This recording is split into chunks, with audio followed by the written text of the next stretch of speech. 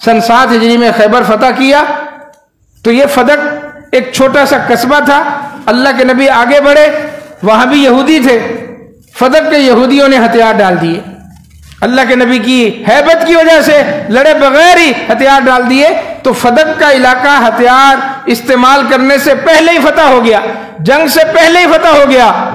قرآن مجید نے اصول بیان کیا، جو علاقہ جو جگہ مال غنیمت جنگ کے ذریعے حاصل ہو اس میں سب کا حصہ ہے، عام مجاہدین کا بھی حصہ ہے، لیکن جو علاقہ بغیر جنگ کے فتح ہو، جہاں دشمن ہتھیار ڈال دے آپ کو جنگ کی نوبت نہ آئے، وہ مال فے ہے اور وہ صرف اللہ اور اس کے رسول کا ہے۔ اللہم انفعنا بما علمتنا وعلمنا ما ينفعنا وزدنا علما رب اشرح لي صدري ويسر لي امري واحلل عقدة من لساني يفقهوا قولي اللهم ربي زدني علما اللهم صل على محمد وعلى ازواجه وذريته كما صليت على آل ابراهيم وبارك على محمد وعلى ازواجه وذريته كما باركت على آل ابراهيم انك حميد مجيد اما بعد فاعوذ بالله السميع العليم من الشيطان الرجيم من همزه ونفخه ونفثه فأنذرتكم نارا تلظى لا يصلاها إلا الأشقى الذي كذب وتولى وسيجنبها الأتقى الذي يؤتي ماله يتزكى وما لأحد عنده من نعمة تجزى إلا ابتغاء وجه ربه الأعلى ولسوف يرضى۔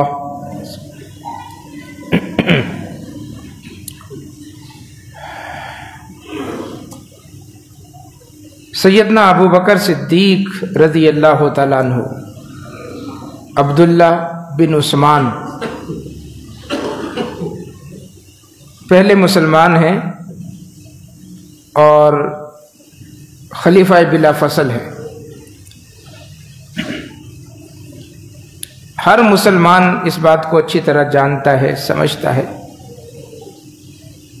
کہ سیدنا ابو بکر صدیق رضی اللہ تعالی عنہ نے اسلام کی خاطر بے شمار قربانیاں دی۔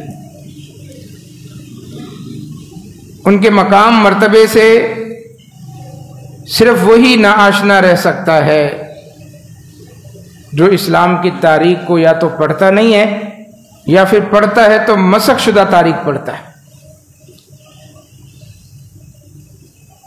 ورنہ مسلمانوں کا اہل السنہ کا بچہ بچہ جانتا ہے کہ رسول اللہ صلی اللہ علیہ وسلم کے ساتھ 23 سالہ دور نبوت میں دائیں بائیں آگے پیچھے اگر کوئی شخص نظر آتا تھا تو ابو بکر صدیق تھے،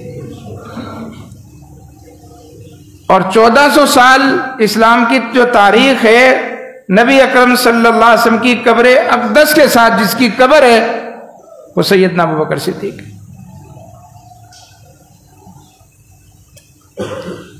سیدنا ابو بکر صدیق ایک مالدار آدمی تھے،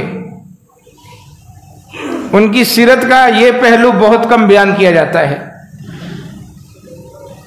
لوگ ان کو غریب غربا یا فقراء صحابہ میں سے سمجھتے ہیں، حالانکہ یہ بات نہیں، مالدار تھے، تاجر تھے، لیکن اسلام قبول کرنے کے بعد اپنا یہ مال انہوں نے اسلام کی اشاعت کے اندر لگا دیا۔ کپڑوں کے تاجر تھے، کپڑا بیچتے تھے، اور اللہ تبارک و تعالیٰ جو ان کو نفع دیتا تھا وہ اسلام کی خاطر خرچ کرتے تھے۔ کتنا خرچ کیا ہوگا اسلام کی خاطر؟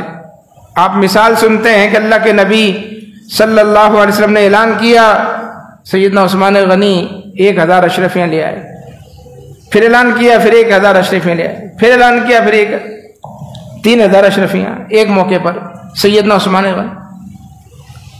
سیدنا ابوبکر صدیق کی پوری زندگی انہوں نے اللہ کے نبی پر اور اسلام پر کتنا خرچ کیا. صحیح ابن حبان میں ام المومنین سیدہ عائشہ صدیقہ طیبہ طاہرہ سلام اللہ علیہا ان کا قول موجود ہے کہ انفق ابو بکر علی رسول اللہ صلی اللہ علیہ وسلم 40,000. ابو بکر صدیق نے نبی اکرم صلی اللہ علیہ وسلم پر 1-2 نہیں 40,000 دینار خرچ کیے. 40,000 سونے کے سکے. کم از کم 5 گرام کا اگر وہ سکہ سمجھا جائے سونے کا تو 5 کو 40,000 سے آپ ضرب دیں. کتنی بڑی مقدار میں سونا بنتا ہے. کروڑوں روپے بلکہ اربوں روپے بن جائیں گے. کس نے؟ ابو بکر صدیق. ان کو ضرورت نہیں تھی کہ وہ خلافت کے متمتع ہوتے یا خلافت سے متمتع ہوتے یا خلافت کی تمنا رکھتے. خلافت کو ابو بکر صدیق کی ضرورت تھی. اتنا مال اللہ کے راستے میں خرچ کیا اور ان کے مالدار ہونے کی دلیل قرآن مجید کے اندر موجود ہے. اللہ نے گواہی دی کہ وہ مالدار تھے. 2 اللہ تبارک و تعالیٰ نے صفتیں ذکر کی ہیں سورۃ اللیل کے اندر سیدنا ابو بکر صدیق رضی اللہ تعالیٰ عنہ کی. اللہ نے ڈرایا فَأَنذَرْتُكُمْ نَارًا تَلَظَّىٰ میں بھڑکتی ہوئی دیکھتی ہوئی آگ سے تمہیں ڈرا رہا ہوں. لا يصلاها الا الاشقى بدبخت اس آگ کے اندر داخل ہوں گے. الذي كذب وتولى جو اللہ کے دین کو شریعت کو رسول کی بات کو جھٹلاتے ہیں اور منہ پھیر لیتے ہیں. وَسَيُجَنَّبُهَا الْأَتْقَى جو اتقا لوگ ہیں متقی ہیں اللہ ان کو جہنم سے بچا لے گا. یہ کون ہے اتقا؟ سیدنا ابو بکر صدیق. متقی ہیں پرہیزگار. قرآن مجید نے دوسرے مقام پر دوبارہ سیدنا ابو بکر صدیق کو متقین میں شمار کیا. والذی جاء بالصدق وصدق به جو آسمان سے اللہ تعالیٰ کا قرآن آیا اللہ کی شریعت آئی محمد الرسول اللہ صلی اللہ علیہ وسلم اس کو پیش کرنے والے سچے. وصدق به اور جو اس کی تصدیق کرنے والے ہیں اس کو ماننے والے ہیں تسلیم کرنے والے ہیں. جب مکہ والے معراج کے واقعے کو جھٹلا رہے تھے ابو بکر صدیق نے سب سے پہلے تصدیق کی تھی.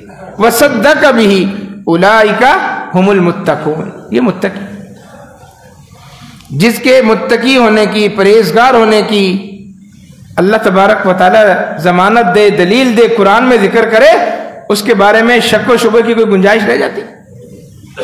کتنے بڑے متقی تھے. انسان متقی بنتا ہے اعمال صالحہ بجا لانے سے. نیک اعمال جو ہیں وہ انسان کے اندر اللہ کا ڈر خوف اور تقوی پیدا کرتے ہیں. اللہ کے نبی صلی اللہ علیہ وسلم نے ایک بار پوچھا تھا نا کہ آج روزہ کس کا ہے. آج روزہ کس کا ہے؟ رمضان کا مہینہ نہیں پیر کا دن بھی نہیں جمعرات کا دن بھی نہیں عام دن. روزہ کس کا ہے آج؟ سیدنا ابو بکر صدیق نے کہا اللہ کے نبی میں روزے سے. آپ نے پوچھا تم میں سے آج کسی نے مسکین کو کھانا کھلایا؟ مسکین کو کھانا کھلانے کی قرآن نے ترغیب دی. وَيُطْعِمُونَ الطَّعَامَ عَلَىٰ حُبِّهِ مِسْكِينًا وَيَتِيمًا وَأَسِيرًا یتیم کو مسکین کو قیدی کو قرآن مجید نے خود ترغیب دی ہے. یہ نیک لوگوں کے اوصاف. کسی نے مسکین کو کھانا کھلایا؟ ابو بکر صدیق نے کہا اللہ کے نبی میں نے. ہمیں تم میں سے آج کسی نے کسی مریض کی عیادت کی ہے کہ پتہ چلا ہمارا فلاں بھائی مسلمان بیمار ہے اس کی عیادت کو کوئی کیا ہے؟ آج یہ کام کس نے کیا ہے؟ ابو بکر صدیق نے کہا اللہ کے نبی میں نے. تم میں سے آج جنازے میں کس نے شرکت کی ہے؟ کسی کا انتقال ہوا تھا جنازے میں کون کون تھا؟ ابو بکر صدیق نے کہا اللہ کے نبی میں نے. روزے سے بھی ہیں مسکین کو کھانا بھی کھلا رہے ہیں بیمار کی تیمارداری کے لیے بھی جا رہے ہیں جنازے میں بھی شرکت کر رہے ہیں. اتنی نیکیاں کوئی نیکی ہاتھ سے جانے نہ پائے.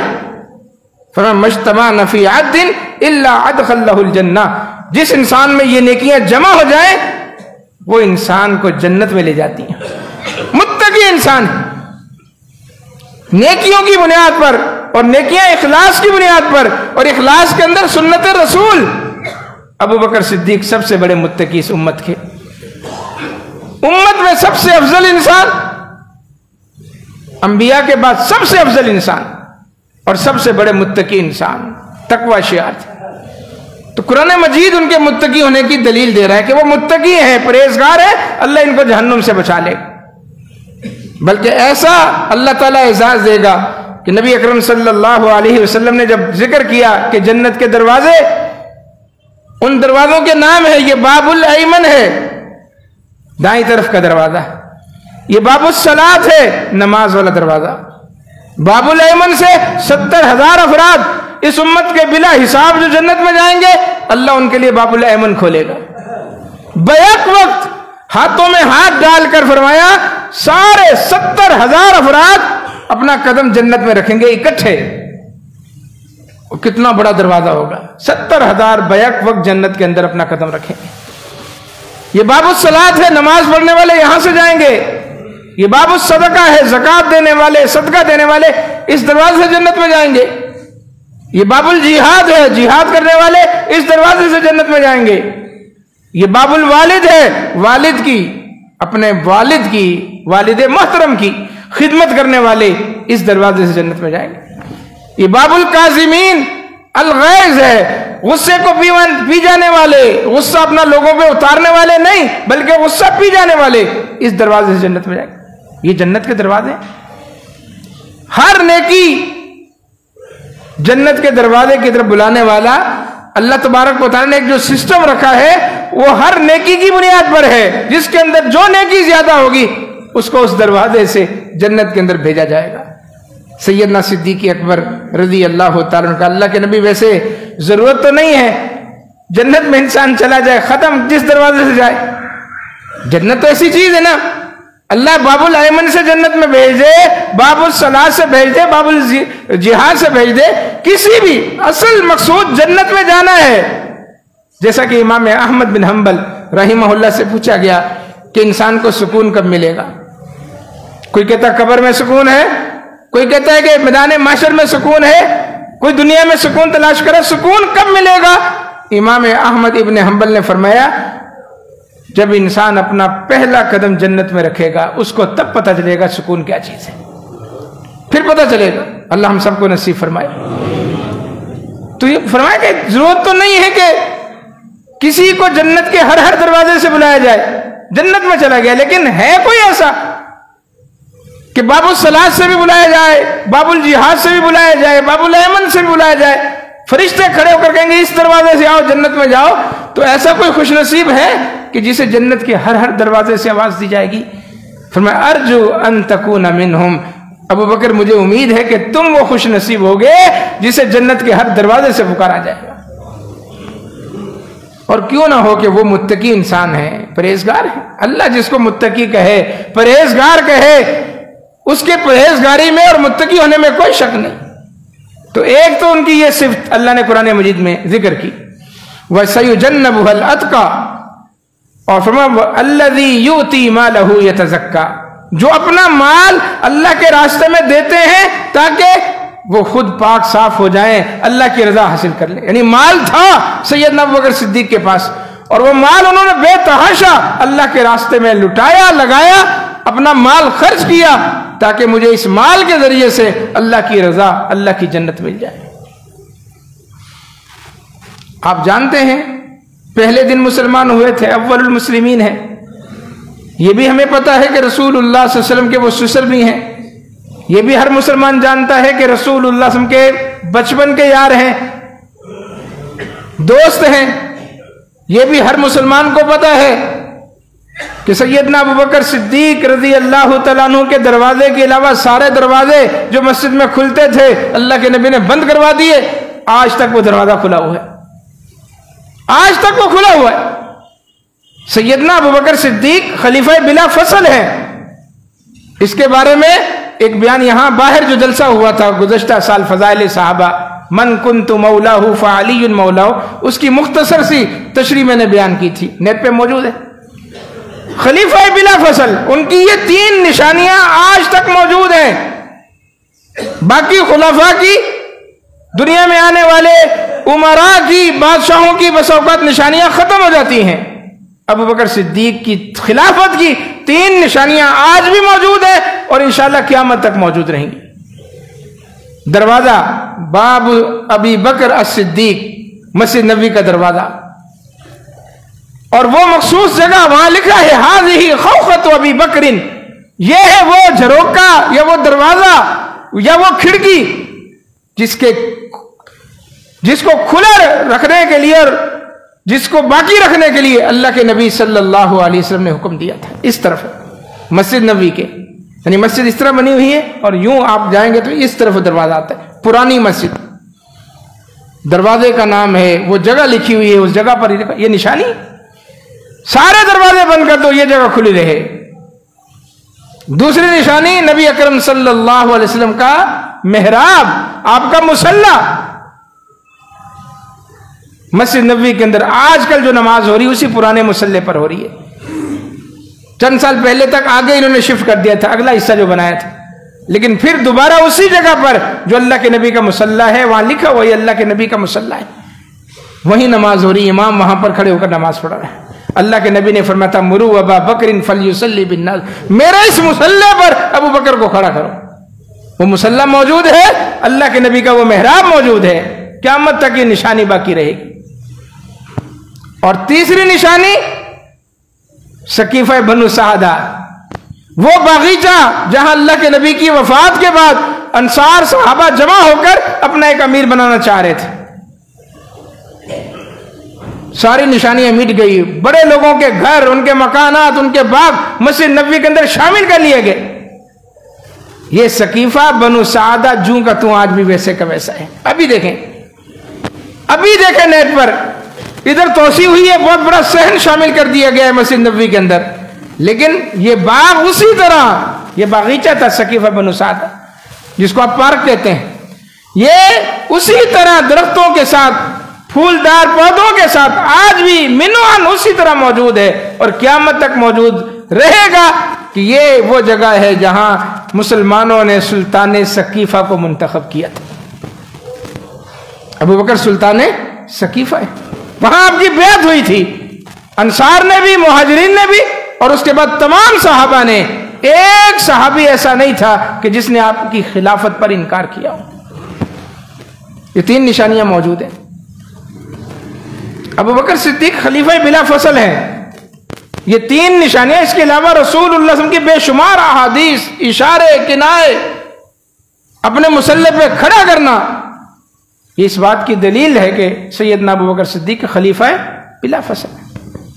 हमेशा अपने अल्फाज में ये लफ्ज शामिल कर लें कि जब भी अबू बकर सिद्दीक का नाम आए तो साथ में आप खलीफा बिला फसल कहें, लिखें, अपने बच्चों को समझाएं कि ये है वो हस्ती जो खलीफा है बिला फसल। बिला फसल का मतलब है कि रसूलुल्लाह सल्लल्लाहु अलैहि वसल्लम के इंतकाल के बाद कोई इनकिता नहीं आया, ताअत्तुल नहीं आया। अल्लाह के नबी का इंतकाल हुआ और आपकी तदफीन से पहले मुसलमानों ने अबू बकर सिद्दीक के हाथ पर बैत कर ली थी। यह है खलीफा बिला फसल। अल्लज़ी युती मालहु यतज़क्का, अपना माल उन्होंने अल्लाह के रास्ते में खर्च किया, कभी इस माल की तरफ ललचाई हुई नजरों से नहीं देखा। लोगों ने एक कहानी बना ली और उस कहानी की बुनियाद पर सैयदना अबू बकर सिद्दीक को आज तक मानने के लिए तैयार नहीं है। कहानियां तो बेशुमार हैं, झूठी, वज़ई, मनगढ़ंत, ऐसी बातें बेसरोपा। इनमें से एक बात यह है कि अबू बकर सिद्दीक खलीफा बने, नबी अकरम सल्लल्लाहु अलैहि वसल्लम की दुख्तर मुबारक सैयदा फातिमा ज़हरा रज़ी अल्लाह तआला अन्हा आई आपके पास और बाग़े फदक तलब किया कि ये बाग़े फदक जो खैबर में है, ये मेरे बाबा मुझे देकर गए थे, लिहाजा ये मुझे दे दे। सैयदना अबू बकर सिद्दीक ने उनको वो बाग नहीं दिया, जिसकी बुनियाद पर नाउज़ुबिल्लाह सैयदना अबू बकर सिद्दीक को गासिब, अहले बैत का हक मारने वाला और न जाने क्या क्या कहा जाता है। हालांकि ये सारी बातें गलत है। ये फदक खैबर से आगे एक बाग था, सन 7 हिजरी में खैबर फतह किया तो ये फदक एक छोटा सा कस्बा था। अल्लाह के नबी आगे बढ़े, वहां भी यहूदी थे, फदक के यहूदियों ने हथियार डाल दिए اللہ کے نبی کی ہیبت کی وجہ سے لڑے بغیر ہی ہتھیار ڈال دیے، تو فدق کا علاقہ ہتھیار استعمال کرنے سے پہلے ہی فتح ہو گیا، جنگ سے پہلے ہی فتح ہو گیا۔ قرآن مجید نے اصول بیان کیا، جو علاقہ جو جگہ مال غنیمت جنگ کے ذریعے حاصل ہو اس میں سب کا حصہ ہے، عام مجاہدین کا بھی حصہ ہے، لیکن جو علاقہ بغیر جنگ کے فتح ہو، جہاں دشمن ہتھیار ڈال دے آپ کو جنگ کی نوبت نہ آئے، وہ مال فے ہے اور وہ صرف اللہ اور اس کے رسول کا ہے۔ چنانچہ وہ ماغ فدق اللہ کے نبی صلی اللہ علیہ وسلم نے اپنے استعمال میں لیا، اور اس میں اپنے ازواج مطہرات کو، اپنی بیٹیوں کو اللہ کے نبی صلی اللہ علیہ وسلم جیسے ہی اس کا مال آتا، اس کا پھل اترتا، اللہ کے نبی تقسیم کرتے رہے۔ سیدنا ابوبکر صدیق خلیفہ بنے، یہ بات درست ہے کہ سیدہ فاطمہ رضی اللہ تعالیٰ عنہ باغ طلب کرنے آئیں۔ سیدنا ابوبکر صدیق نے رسول اللہ صلی اللہ علیہ وسلم کی ایک چھوٹی سی حدیث سنائی۔ اللہ کے نبی فرما کر گئے ہیں، لا نورث ما ترکنا صدقۃ، ہمارا کوئی وارث نہیں ہوتا، انبیاء کا کوئی وارث نہیں ہے، ہم جو کچھ چھوڑ کر چلے جائیں وہ صدقہ ہوتا ہے۔ جب کوئی چیز وراثت کی اللہ کے نبی چھوڑ کر ہی نہیں گئے، جو چیزیں چھوڑ کر گئے ہیں ان پر صدقے کا حکم لگا کر گئے ہیں۔ صدقہ تو آل رسول پر ویسے ہی حرام ہے، تم نبی صلی اللہ علیہ وسلم کی بیٹی ہو کر وہ چیز کیسے لے سکتی ہو جس پر اللہ کے نبی صدقے کا فتویٰ لگا کر گئے، اور اس کو میراث اللہ کے نبی ڈکلیئر کر کر نہیں گئے، وہ تقسیم نہیں ہوگی، آپ فرما گئے کہ وہ صدقہ ہے، البتہ میں بحیثیت خلیفہ اسی طرح اس باغ میں تصرف کروں گا جس طرح اللہ کے نبی صلی اللہ علیہ وسلم کرتے تھے۔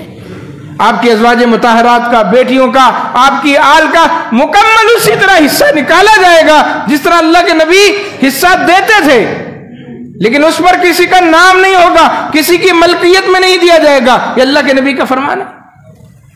سیدہ فاطمہ الزہرا حسنین کریمین کی والدہ سیدنا علی المرتضیٰ کی زوجہ محترمہ کو اس بات کا پتہ نہیں تھا، حدیث سنی، اللہ کے نبی کی حدیث کو مینوان تسلیم کیا اور واپس اپنے گھر چلی گئی، اور دوبارہ اس مسئلے پر کبھی سیدنا صدیق اکبر سے گفتگو نہیں کی اس مسئلے پر، اور 6 مہینے کے بعد ان کا انتقال ہو گیا۔ لیکن کہانی گھڑنے والوں نے کہانیاں بنا لی، باتیں بنانے والوں نے باتیں بنا لی، اتنا جھوٹ اس کے اندر شامل کیا گیا، اتنا بغض سیدنا صدیق اکبر کے خلاف دلوں کے اندر، دماغوں کے اندر بھر دیا گیا کہ اصل معاملہ چھپ گیا۔ یہاں کچھ الفاظ صحیح بخاری کے اندر موجود ہیں جس کی بنیاد پر لوگ کہتے ہیں کہ دیکھیں فوجدت فاطمہ، تو یہ الفاظ ہیں باقاعدہ صحیح بخاری کے اندر، ابوبکر صدیق نے حدیث سنائی، ترجمہ یہ کیا جاتا ہے سیدہ فاطمہ نے اس کو محسوس کیا اپنے دل میں، فحجرت، سیدنا ابوبکر صدیق کے ناراض ہو کر چلی گئی، فلم تکلمہ حتی ماتت، اور جب تک آپ کا انتقال نہیں ہوا، مرتے دم تک ابوبکر صدیق سے بات نہیں کی، کہ دیکھیں سیدہ فاطمہ کو ناراض کر دیا، نبی کی دختر کو ناراض کر دیا۔ اللہ کے نبی فرماتے ہیں فاطمہ میرے جسم کا ٹکڑا ہے، جو اس کو راضی کرے گا میں اس سے راضی، جو اس کو ناراض کرے گا میں اس سے ناراض۔ ابوبکر صدیق نے نعوذ باللہ یہ بہت بڑا ظلم کر دیا۔ سب سے پہلی بات تو یہ ہے کہ یہ الفاظ آخر والے صحیح بخاری میں ہیں، لیکن یہ الفاظ کوئی حدیث تھوڑی ہے، کہتے ہیں صحیح بخاری کے اندر حدیث ہے، یہ الفاظ کہ سیدہ فاطمہ نے اس مسئلے کو محسوس کیا، پھر سیدنا ابوبکر صدیق سے ناراض ہو کر چلی گئیں، اور جب تک زندہ رہی ابوبکر صدیق سے بات نہیں کی۔ یہ الفاظ کس کے ہیں؟ کون یہ کہہ رہا ہے؟ حدیث تو اس وقت ہوتی جب یہ الفاظ اللہ کے نبی کے ہوتے، یہ بات کون کہہ رہا ہے؟ صحیح بخاری کے اندر یہ بات امام زہری کے الفاظ ہیں، محمد بن شہاب الزہری، ان کے الفاظ ہیں، ان کی تشریح ہے۔ اور ان کو کیسے پتا چلا کہ سیدہ فاطمہ اس مسئلے پر ابوبکر صدیق سے ناراض ہو گئیں؟ وہ تو 50 ہجری میں پیدا ہوئے ہیں۔ حقائق دیکھیں، امام زہری 50 ہجری میں پیدا ہوئے ہیں، سیدہ فاطمہ الزہرا کا انتقال اللہ کے نبی کے 6 مہینے کے بعد ہو گیا، رسول اللہ صلی اللہ علیہ وسلم کا انتقال 12 ربیع الاول سن 11 ہجری میں ہوا، سیدہ فاطمہ کا 6 مہینے کے بعد انتقال ہو گیا، 11 ہجری میں سیدہ فاطمہ اس دنیا سے تشریف لے گئی۔ 50 ہجری میں امام زہری پیدا ہوئے ہیں، ان کو کس نے بتایا کہ سیدہ فاطمہ اس مسئلے پر ابوبکر صدیق سے ناراض ہو گئی تھی؟ اس کو کہتے ہیں مدرج. یہ باتیں ہم بیان نہیں کرتے، لوگ پھر ان باتوں کو لے کر صحیح بخاری پر خام خواہ انگلیاں اٹھانے کی کوشش کرتے ہیں. اس سے صحیح بخاری کے مقام مرتبے پر حرف نہیں آتا، لیکن یہ بات امام زہری کی 100% غلط ہے، اگرچہ صحیح بخاری میں غلط ہے. انہیں کیسے پتا چلا؟ 50 سال بعد پیدا ہوئے ہیں، انہیں کس نے بتایا کہ سیدہ فاطمہ ناراض؟ جبکہ حقائق یہ ہے کہ سیدہ فاطمہ رضی اللہ تعالی عنہا اس حدیث کو سننے کے بعد اس مسئلے پر کبھی سیدنا صدیق اکبر سے انہوں نے گفتگو نہیں کی. مال کی حریص تھوڑی تھی، نعوذ باللہ، دنیا دار تھوڑی تھی کہ مجھے تو یہ باغ چاہیے، اور اس اہم اتنے سے مسئلے پر سیدنا ابوبکر صدیق سے وہ ناراض ہو جائیں. نہیں، ان کی صحت خراب ہوئی، بیمار ہوئی، سیدنا ابوبکر صدیق ان کے در دولت پر گئے وفات سے پہلے. آپ کی زوجہ محترمہ سیدنا ابوبکر صدیق کی بیوی اسماء بنت امیس رضی اللہ تعالیٰ عنہ ان کی تیمارداری کر رہی ہیں آخری وقت میں. ابوبکر صدیق کی بیوی کس کی تیمارداری کر رہی ہیں، کس کی خدمت کر رہی ہیں؟ سیدہ فاطمہ رضی اللہ تعالیٰ عنہ کی. سیدہ فاطمہ نے فرمایا کہ مجھے یہ بات پسند ہے کہ جب میرا انتقال ہو تو میرے لیے بڑے پردے کا اہتمام کیا جائے تاکہ میرے جسم پر کسی کی نظر نہ پڑے. اگرچہ اس پر چادر ہوگی لیکن نظر تو آئے گا نا کہ یہ جسم ہے، میرا جسم بھی کوئی نہ دیکھے. اللہ اکبر، یہ نبی کی صاحبزادی ہیں، اور رات میں مجھے دفنایا جائے تو بہت ہی اچھی بات ہے. سیدہ اسماء بنت امیس نے کہا، اے خاتون جنت، آپ پریشان نہ ہو، میرے پاس اس کا حل ہے.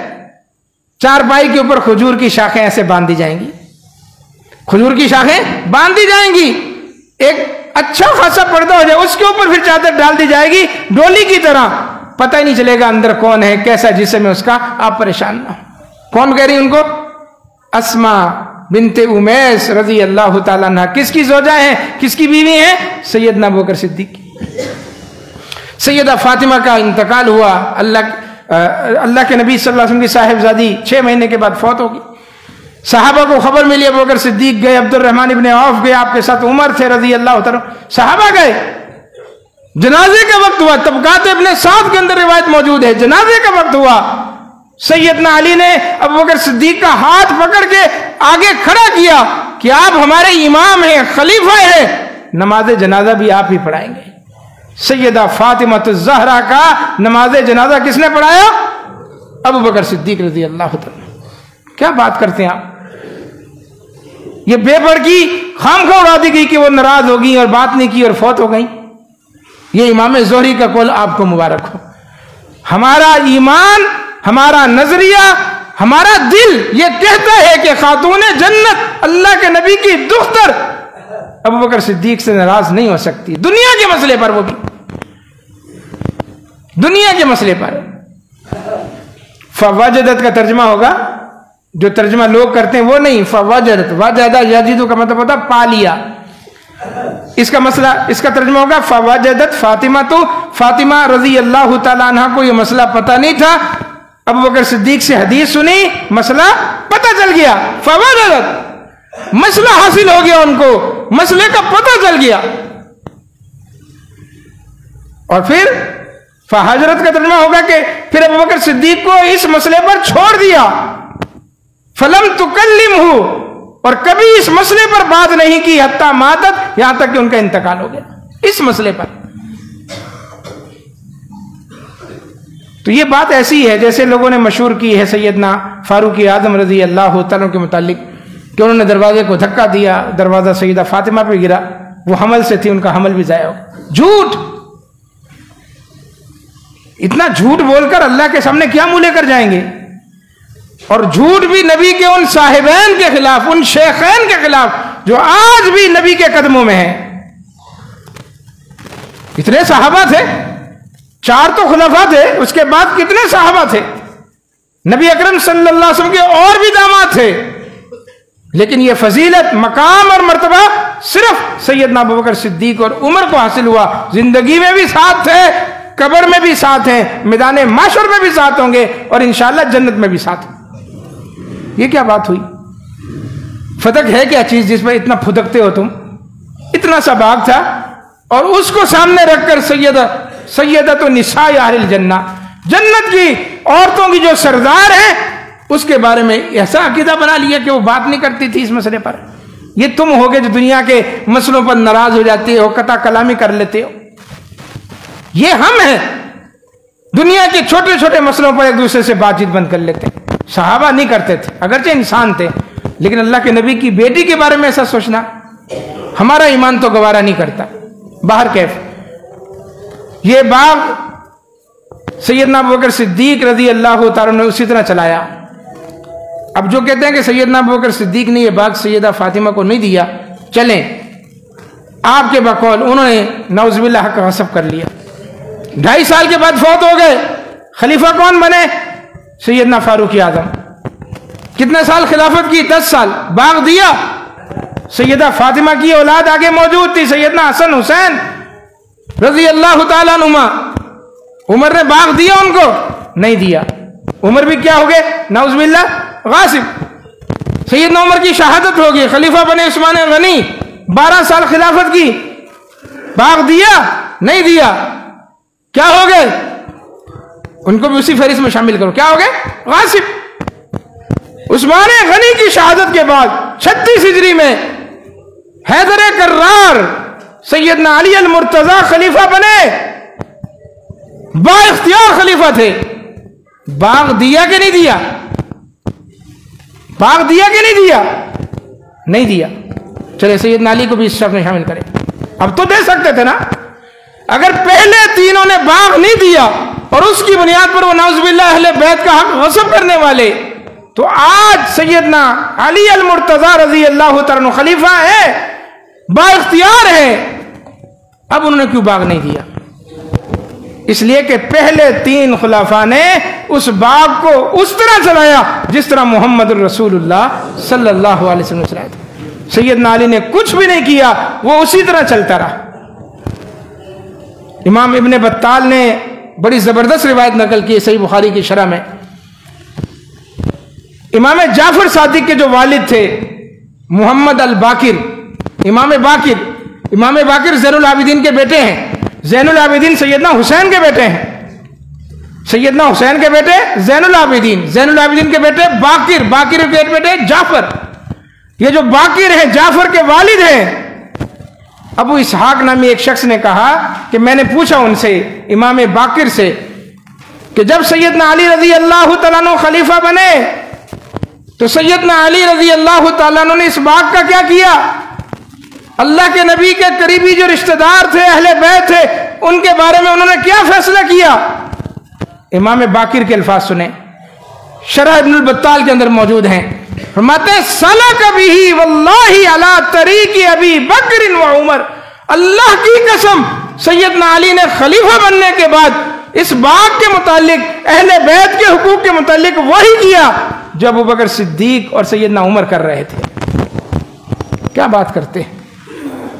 سیدنا حسین کے بیٹے زید, سیدنا حسین کے ایک بیٹے کا نام تھا زید, سنن کبریٰ بہقی کے اندر روایت موجود ہے. سیدنا حسین کے بیٹے رضی اللہ تعالیٰ عنہ زید بن حسین, وہ فرماتے ہیں, ان کا قول موجود ہے سنن کبریٰ بہقی میں, کہ لو کنت مکان ابی بکر لحکمت مثل ما حکم ابو بکر. اگر میں ابو بکر صدیق کی جگہ پر ہوتا, حسین کے بیٹے کہہ رہے ہیں, سیدنا حسین کے بیٹے زید بن حسین, اگر میں ابو بکر صدیق کی جگہ پر ہوتا تو میں بھی وہی اسی طریقے کو اختیار کرتا جو طریقہ سیدنا ابو بکر صدیق نے اختیار کیا.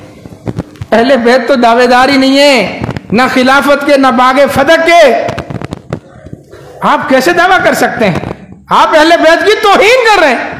کوئی اہل بیت کا ایک فرد بھی سیدنا علی رضی اللہ تعالیٰ عنہ کی ولایت بلا فصل کا قائل نہیں ہے. کوئی دعویٰ موجود نہیں ہے. سیدنا علی کا اپنا دعویٰ موجود نہیں ہے کہ میں خلیفہ تھا, یا مجھے خلیفہ بننا چاہیے تھا, مجھے خلیفہ بنانا چاہیے تھا, میرا حق تھا. سیدنا علی اس کے دعوے دار نہیں.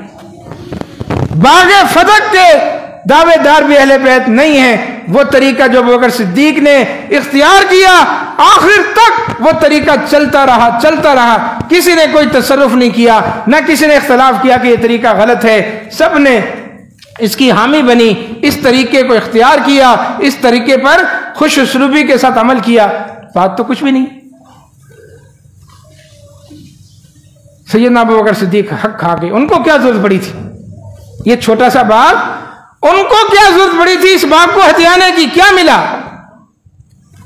سیرت پڑھو لوگوں، اس خلیفہ بلا فصل کی سیرت پڑھو، جو ہتھیاتا ہے بعد میں نظر آ جاتا ہے، اس کی زندگی میں نظر آتا ہے کہ یہ مکان ہے، یہ دکان ہے، یہ فلیٹ ہے، یہ کارخانہ اس کا ہے، منی ٹریل ہے کہ نہیں ہے وہ الگ بات ہے، نظر آ جاتا ہے۔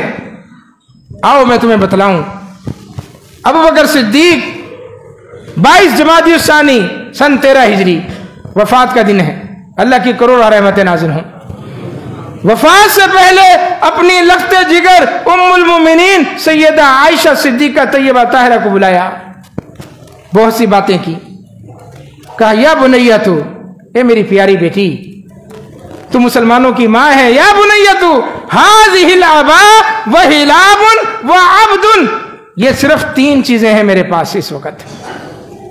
ابوبکر صدیق دنیا سے جا رہے ہیں اور فرما رہے ہیں بیٹا یہ 3 چیزیں ہیں، یہ میرا عبایا ہے، عبا جو پہنتے ہیں، جبہ جس کو کہتے ہیں، یہ میرا جبہ ہے، یہ دودھ پینے کا برتن ہے، اور تیسرا یہ غلام ہے، بس 3 چیزیں صرف۔ فَإِذَا مُتُّ أَنَا فَأَسْرِعِي بِهِ إِلَى ابْنِ خطاب، جب میرا انتقال ہو جائے یہ 3 چیزیں عمر بن خطاب تک پہنچا دینا، صرف 3 چیزیں۔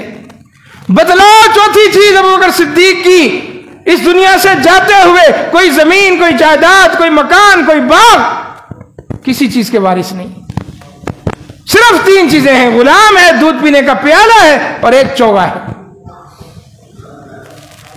امی عائشہ نے کہا، بلکہ اس سے پہلے پھر کہا کہ وَثِيَابِي هَذِهِ فَكَفِّنُونِي فِيهِ، اور جو کپڑے میں نے پہن رکھے ہیں جس میں میرا انتقال ہوگا، انہی کپڑوں میں مجھے ایک کفن دینا، الگ سے نیا کپڑا، چادر، نیا کفن خریدنے کی ضرورت نہیں، انہی کپڑوں میں غسل دینا، یعنی کفنانا۔ امی عائشہ کا دل بھر آیا، کہا ابا جان ہم اتنا بھی نہیں کر سکتے کہ آپ کو نیا کفن پہنا دیں، نئی چادریں پہنا دیں، اتنا بھی نہیں کر سکتے؟ میں نہیں بیٹا، نئے کپڑوں کی زندوں کو ضرورت ہوتی ہے، کہاں سے لاؤں ایسا کہ تجھ جیسا کہوں جسے، ہے ہی نہیں دنیا میں مثال۔ ثانی اثنین، ایک رسول ہے اور دوسرا رسول کا صحابی ہے، ان دونوں کا ثانی ہے ہی نہیں، نہ رسول اللہ کا کوئی ثانی ہے، آپ خاتم النبیین ہیں، نہ ابو بکر صدیق کا اللہ تعالیٰ نے کوئی نقش ثانی بنایا، مقابلہ ہے ہی نہیں۔ یہ ان کی زندگی ہے پاکیزہ، وہ کھا گئے جی غصب کر کے، کوئی چیز دکھاؤ تو صحیح، تم ہو غصب کرنے والے، تم ہو کھانے والے۔ اور ان واقعات کی آڑ میں صحابہ کی کردار کشی کرنے والے، وہ راول پنڈی کا مفتی ہے حنیف قریشی، ہمیں نام لینے میں کوئی بات نہیں، خبیث آدمی، ابھی تازہ اس نے خباثت کی اسی موضوع پر، کہنے لگا کہ ممکن ہے اس حدیث کو سمجھنے میں ابوبکر صدیق کو خطا لگی ہو۔ مطلب کیا کہ ابوبکر صدیق نے حق غصب کیا ہے نا، یہ تو انہی کی زبان بولتا ہے۔ یہ خبیث آدمی یہ نہیں دیکھ رہا کہ یہ حدیث ابوبکر صدیق سے نہیں، ابو ہریرہ سے بھی مروی ہے، سیدنا عباس اللہ کے نبی کے چچا سے بھی مروی ہے، سیدنا عمر سے بھی مروی ہے، عبد الرحمن ابن عوف سے، صحیح بخاری میں 6-7 صحابہ سے حدیث مروی۔ ابوبکر صدیق کو خطا لگی ہوگی، مسئلہ سمجھ نہیں آیا گا ان کو، اس لیے سیدہ فاطمہ کو ایسے بھیج دیا۔ نہیں، یہ ہمارا عقیدہ نہیں ہے، سیدہ فاطمہ کو انہوں نے بھیجا، حق کی بنیاد پر بھیجا، دلیل کی بنیاد پر بھیجا کہ صحابہ اکرام کا گویا اجماع ہو گیا کہ اللہ کے نبی صلی اللہ علیہ وسلم جو کچھ چھوڑ کے جا رہے ہیں وہ تقسیم نہیں ہوگا، وہ آپ کا باغ بھی تقسیم نہیں ہوگا۔ وہ آپ کا عصا تھا وہ بھی کسی کو نہیں ملے گا، وہ آپ کی زرہ ہے وہ بھی کسی کو نہیں ملے گی، آپ کا پیالہ ہے وہ بھی کسی کو نہیں ملے گا، آپ کی تلواریں ہیں وہ بھی کسی کو نہیں ملے گا۔ رسول اللہ صلی اللہ علیہ وسلم جو کچھ چھوڑ گئے وہ سب صدقہ ہے، اس امت کا پورا اجتماعی طور پر ان چیزوں پر حق ہے، وراثت میں تقسیم نہیں ہوگی۔ ابوبکر صدیق کو تو چاہیے تھا نا کہ وراثت میں تقسیم کرتے تاکہ ان کی بیٹی جو اللہ کے نبی کی بیوی تھی 8واں حصہ ملتا انہیں۔ اگر سیدہ فاطمہ کو نہیں دیا، صحیح بخاری میں ہی موجود ہے، کھولو تو صحیح۔ نبی اکرم صلی اللہ علیہ وسلم کے ازواج مطہرات نے میٹنگ کر کے سیدنا عثمان کو اپنا نمائندہ بنایا، یہ ہمارا داماد ہے سیدنا عثمان، اور ابوبکر صدیق کے پاس بھیجا کہ ہمیں سمن 8واں حصہ اللہ کے نبی کی وراثت میں سے دو۔ بیٹیوں نے، یعنی ابوبکر صدیق کی بیٹی نے، سیدنا عمر فاروق کی بیٹی نے جو اللہ کے نبی کی بیویاں تھیں، بھیجا۔